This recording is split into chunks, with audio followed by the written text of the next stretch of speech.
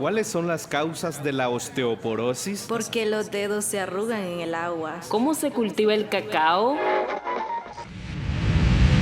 Presentamos Oigamos la Respuesta, el podcast de preguntas y respuestas del Instituto Centroamericano de Extensión de la Cultura, ICQ. Iniciamos nuestra travesía de hoy en tierra de soles, lluvias y cultivos, Sarapiquí de Costa Rica.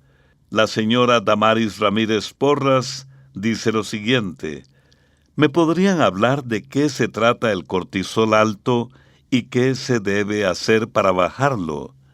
Oigamos la respuesta.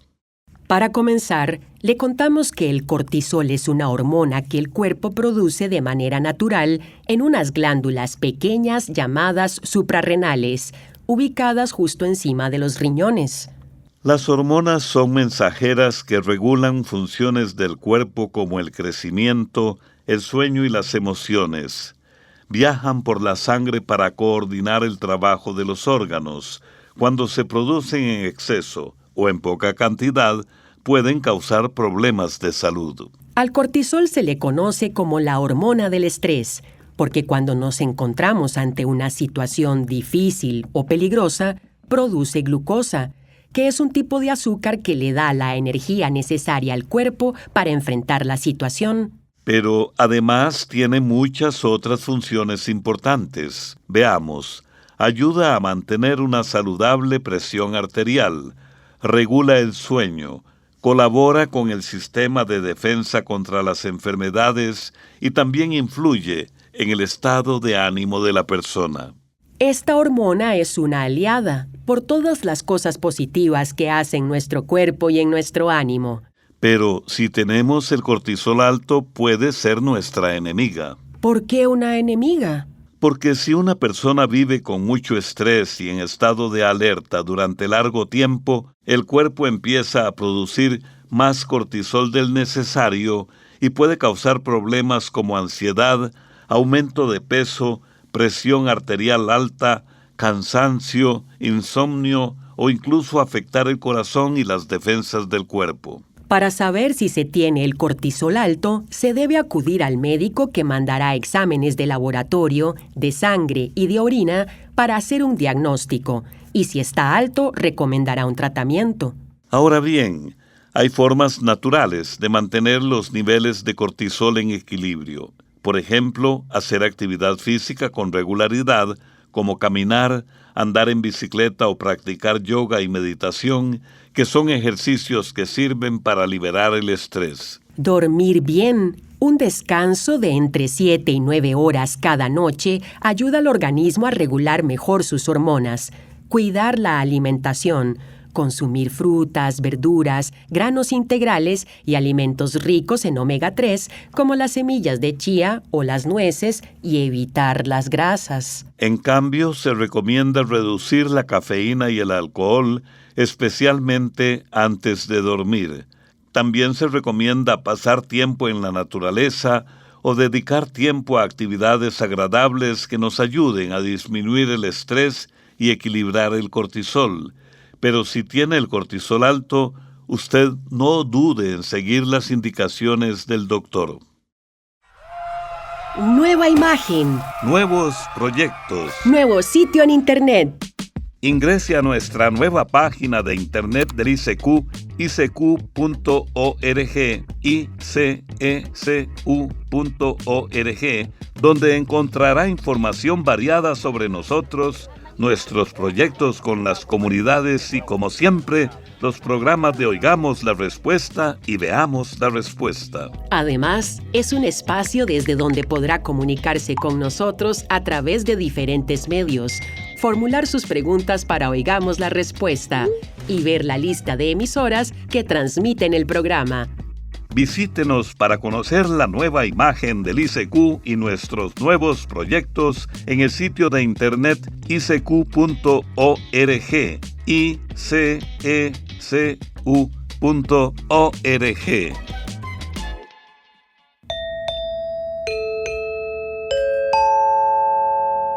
Se comunica con nosotros don Denis Carvajal desde su país, Nicaragua. Dice: He notado que cuando hay un animal muerto, no solo llegan zopilotes negros, sino también otros más grandes de color blanco o blanco con negro, con ojos muy penetrantes y un comportamiento, digamos, más arisco.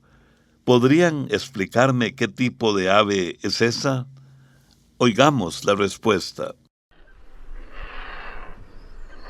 Por lo que usted describe, el ave que vio seguramente es el zopilote rey, una de las 4 especies de zopilotes que habitan en nuestra región. A diferencia del zopilote negro, que es el más común, el zopilote rey tiene un plumaje blanco con negro y una cabeza de colores vivos entre rojo, naranja y amarillo. Es un ave grande, de vuelo elegante y mirada muy penetrante, como usted muy bien menciona. En América Central y del Sur, esta especie vive sobre todo en zonas de bosque, donde suele andar sola o en pequeños grupos. El zopilote rey tiene la capacidad de volar durante mucho tiempo sin mover casi las alas, aprovechando las corrientes de aire para desplazarse largas distancias. A pesar de su tamaño, suele pasar inadvertido cuando está posado en los árboles, gracias a su comportamiento tranquilo y silencioso. El zopilote rey, como los demás de su familia, se alimenta de animales muertos. Esto lo convierte en un limpiador natural del ambiente, ya que evita la propagación de enfermedades y contribuye al equilibrio del ecosistema, que es el lugar donde los seres vivos, como animales y plantas, conviven y se relacionan con el ambiente que los rodea. Suelen ser los primeros en llegar a los cadáveres grandes, pues su fuerza y tamaño les permiten abrir la piel del animal muerto más fácilmente. Ya abierto el animal, el zopilote permite comer a otros zopilotes más pequeños. Estos llamativos zopilotes pueden vivir hasta 30 años. Aunque a veces su aspecto cause temor, en realidad son aves muy importantes para mantener la naturaleza limpia y saludable. Si alguna vez vuelve a ver uno, considérese afortunado. El zopilote rey no es fácil de observar y es una de las aves majestuosas del continente americano. Envíenos sus preguntas al apartado 2948-1000 San José, Costa Rica. También nos pueden contactar al correo electrónico icq@icq.org.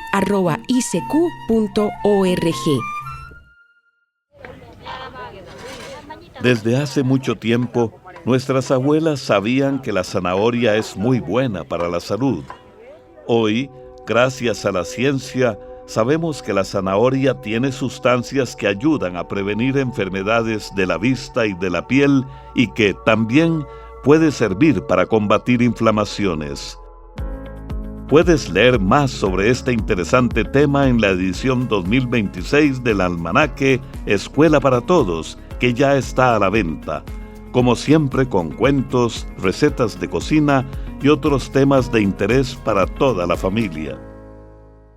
Hemos renovado la página oficial del ICQ con acceso mucho más sencillo, con información para todo el público, y desde ese lugar nos pueden enviar todas sus consultas para luego nosotros con muchísimo gusto responderlas. El joven Salvador Méndez nos envía su pregunta desde El Salvador por medio de WhatsApp. Él quiere saber si los eclipses pueden afectar la milpa cuando está en etapa de jilote, porque ha notado que muchas mazorcas no forman bien el grano. ¿Será por el eclipse o por un problema de polinización?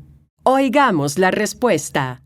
En realidad, no hay evidencia científica que indique que los eclipses afecten las plantas de maíz o impidan que las mazorcas formen bien el grano. Los eclipses, ya sean solares o lunares, son fenómenos astronómicos que ocurren pocas veces al año y duran muy poco tiempo. Un eclipse lunar sucede cuando la Tierra se pone entre el Sol y la Luna y la sombra de nuestro planeta cubre la superficie de la Luna, haciéndola verse oscura o rojiza por un tiempo. En cambio, un eclipse solar ocurre cuando la Luna se coloca entre la Tierra y el Sol, tapando total o parcialmente la luz solar por unos minutos. Aunque la luz del sol se reduce por algunos minutos, ese cambio temporal no alcanza a causar daño o alterar de manera significativa los procesos de las plantas. Es cierto que la luz solar es importante para la fotosíntesis, que es el proceso por el cual las plantas producen su alimento, pero una reducción de luz por unas horas no afecta su crecimiento ni la polinización. La polinización del maíz es el proceso por el cual el polen, que es un polvo fino que produce la parte superior de la planta, llamada espiga, cae sobre los pelitos o cabellos de la mazorca, que se llaman estigmas. Cada cabello recibe un grano de polen y de ahí se forma cada grano de maíz. Si no llega suficiente polen o hay mucho viento o lluvia en ese momento, la mazorca puede quedar con espacios vacíos, sin granos. En el caso del maíz, cuando las mazorcas no desarrollan bien los granos, lo más probable es que se deba a otros factores, como una polinización incompleta, falta de agua, exceso de lluvia o deficiencia de nutrientes. Así que puede estar tranquilo. Los eclipses no dañan la milpa. Lo más recomendable es revisar las condiciones del cultivo, especialmente la humedad del suelo y la cantidad de polen disponible durante la floración, que son los factores que más influyen en la formación del grano. ¿Es verdad que existen las sirenas de mar? ¿O solo se trata de un mito?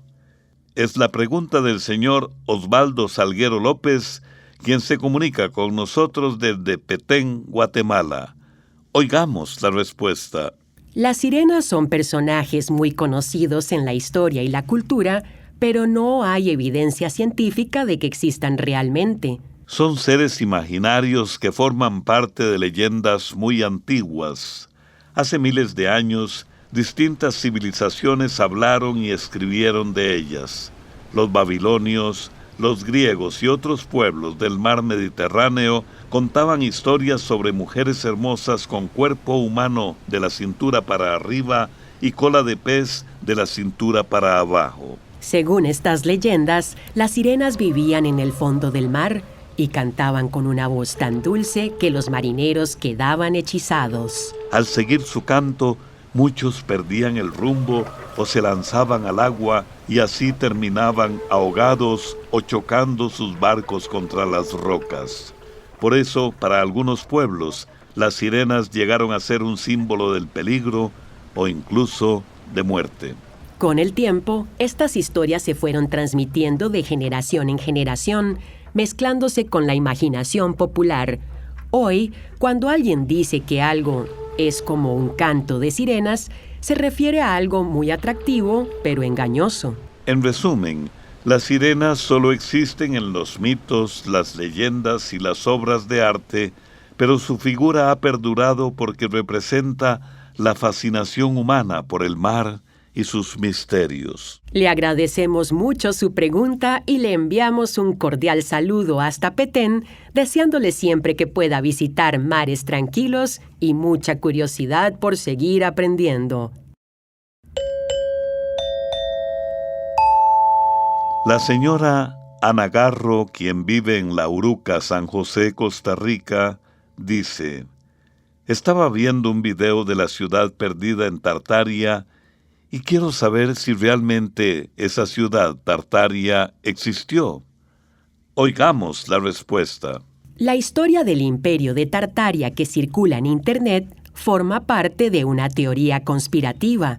Esto quiere decir que es una idea que algunas personas creen, pero que no tiene pruebas reales que la respalden o la confirmen. Según esta teoría, Tartaria fue un gran imperio que abarcaba casi todo el mundo, con tecnologías muy avanzadas, y que desapareció misteriosamente tras una gran inundación de barro. Incluso aseguran que muchas construcciones antiguas, como la Gran Muralla China, fueron hechas por los habitantes de ese supuesto imperio. Sin embargo, expertos han estudiado durante años el origen de esas construcciones y han encontrado documentos, herramientas y restos que demuestran que fueron hechas por las civilizaciones que conocemos hoy y no por una nación perdida. Aunque la historia de Tartaria podría parecer un mito, en realidad se considera una teoría conspirativa porque su existencia no tiene base histórica ni científica. Las personas que creen en ella aseguran que fue borrada de los registros oficiales por los gobiernos y las potencias mundiales con el fin de apropiarse de sus supuestos avances tecnológicos o para controlar la versión oficial de la historia. A diferencia de los mitos, que forman parte de la tradición cultural y simbólica de los pueblos, las teorías conspirativas buscan explicar hechos reales con ideas falsas o manipuladas que se difunden, sobre todo a través de Internet. Ahora bien, es importante aclarar que en la vida real sí existió un lugar llamado Tartaria. Aparece en mapas oficiales y en documentos históricos. Era el nombre que se daba, hace varios siglos, a una gran región que abarcaba partes de Siberia, Mongolia y Turquestán en Asia. Existió hasta hace unos 200 años, pero no tenía nada que ver con un imperio mundial ni con las ideas que plantean estas teorías de conspiración. Algunas personas también creen que los habitantes de Tartaria eran gigantes. En el año 2023 circuló una fotografía que supuestamente lo probaba, pero luego se descubrió que había sido creada con inteligencia artificial, una tecnología que puede generar imágenes muy realistas de cosas que en realidad no existen. Lo mismo ocurre con los videos que muestran supuestas pruebas de Tartaria. Son montajes hechos con imágenes antiguas o generadas por computadora. En estos tiempos, en los que circula tanta información falsa, es importante no creer todo lo que vemos. Por eso, siempre conviene revisar las fuentes y confirmar los datos antes de compartirlos o darlos por ciertos. ¿Alguna vez te dijeron que no debías tomar antibióticos con leche u otros productos lácteos? Si es así, la persona que te lo dijo tenía razón. La leche, en verdad, puede quitar el efecto de algunos medicamentos como los antibióticos. ¿Te gustaría conocer más sobre este tema? El libro Escuela para Todos 2026 ya está en venta y ahí te contamos por qué no debes tomar algunos medicamentos con leche.